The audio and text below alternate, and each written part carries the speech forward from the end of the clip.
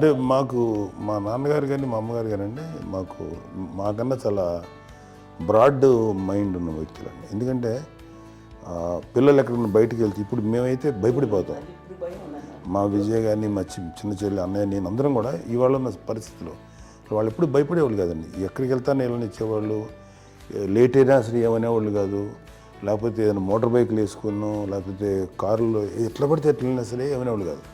వాళ్ళు తెలియకుండానే మాకు ఒక ఫ్రీడమ్ ఇచ్చారండి.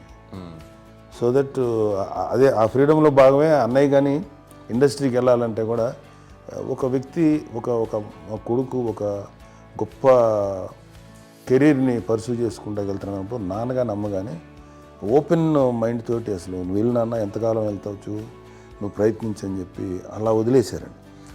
అన్నయ్య కూడా ఏంటంటే మోస్ట్ రెస్పాన్సిబుల్గా వెళ్ళి చాలా మేజర్ అమౌంట్ అన్నయ్యకి కూడా పెద్ద అమ్మకు వందలు ఇచ్చేది కాదు. కరెక్ట్గా ఆ ఇన్స్టిట్యూట్లో చదువుకునేటప్పుడు ఎంత ఇవ్వాలో కరెక్ట్గా ఇచ్చేది.